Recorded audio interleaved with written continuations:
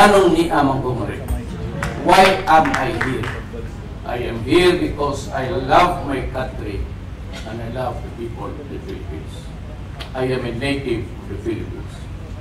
There's so much corruption, there's so much crime, and so much drugs flooding the country.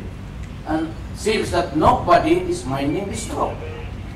Matagal na I've been raising that problem, as if every time before a forum, we talk about this, about that.